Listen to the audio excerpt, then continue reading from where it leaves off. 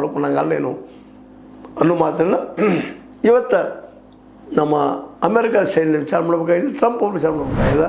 ಯಾಕಂದ್ರೆ ಕಳೆದ 50 ವರ್ಷಗಳಿಂದ ಇರಾನ್ ತಯಾರಾದ ಯುದ್ಧಕ್ಕಾಗಿ ಈಗಾಗಲೇ ಒಂದು ತಿಂಗಳು ದೊಡ್ಡದಲ್ಲ ನಾವಂತ ರೆಡಿ ಇದ್ದೀವಿ.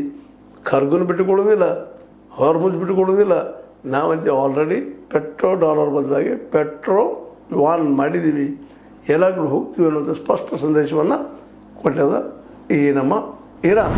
ಹೀಗಾಗಿ ಈಗ ಭೂದಾಳಿ ಇಳಿತದನ ವಾಷಿಂಗ್ಟನ್ ಪೋಸ್ಟ್ ವರದಿ ಪ್ರಕಾರ ಒಂದು ಹೇಳಿದ್ರೆ ತೆಹರಾನ್ ಟೈಮ್ಸ್ ಪ್ರಕಾರ ಇವರಿಗೆಲ್ಲ ನರಕಲ್ಲಿ ಕಾದಿದ್ದಾನ ನೋಡಬೇಕು. ಯಾಕಂದರೆ ಇಲ್ಲಿವರೆಗೆ ಇರಾನ್ ಆಡಿದಂಗೆ ಮಾಡಿ ತೋರಿಸದ, ಇದನ್ನು ಮಾಡ್ಬೋದು ಅಲ್ವಾ, ನೋಡು ಏನಾಗ್ತದೆ ಅಂತೇಳಿ. ಆದರೆ ಟ್ರಂಪ್ ಅವ್ರು ಮಾತ್ರ ಭಾಳ ಎಚ್ಚರಿಕೆ ಹೆಜ್ಜೆಯನ್ನು ಈ ಸಂದರ್ಭದಲ್ಲಿ ಇಡಬೇಕಾಗಿದೆ ಅನ್ನೋದನ್ನು ಇಡೀ ದೇಶ, ಇಡೀ ವಿಶ್ವ ಅವ್ರಿಗೆ ಹೇಳಲಿಕ್ಕತ್ತದ. ವಿಶ್ವದ ಶಾಂತಿ ಈಗ ಏನಿದ್ರು ಟ್ರಂಪ್ ಅವ್ರ ಕೈಯಲ್ಲಿ. ಯಾಕಂದ್ರೆ ಇರಾನ್ಗಂತೂ ರೆಡಿ ಆಗ್ಯದ, ನಮ್ಮ ಮೇಲೆ ನಾವು ಸ್ವರಕ್ಷಣೆ ಮಾಡ್ಕೊಳ್ತಾ ಇದ್ದೀವಿ.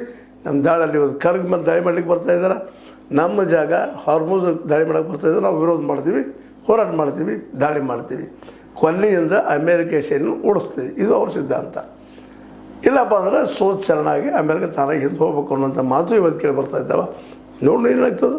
ಯಾಕಂದರೆ ಡೆವಲಪ್ಮೆಂಟ್ಗಳು, ಯಾಕಂದರೆ ನಾವು ಯುದ್ಧ ವಿರಾಮ ಅಂತ ಹೇಳ್ತಾ ತನ್ನ ಸೈನ್ಯವನ್ನು ರೆಡಿ ಮಾಡ್ತಾ ಯುದ್ಧಕ್ಕೆ ಮತ್ತೆ ರೆಡಿ ಆಗ್ತಿರುವಂಥ ಟ್ರಂಪ್ ಒಂದು ಕಡೆಗೆ, ಅದೇ ಕಾಲಕ್ಕೆ ಅವ್ರು ಏನು ಯಾವ ಹಾದಿಯಿಂದ ಬಂದು ಅವ್ರು ರೆಡಿ ಅನ್ನುವಂಥ IRGC ಇವರ ಒಂದು ಏನಪ್ಪ ಅಂತಂದ್ರೆ ನಿಯಮ.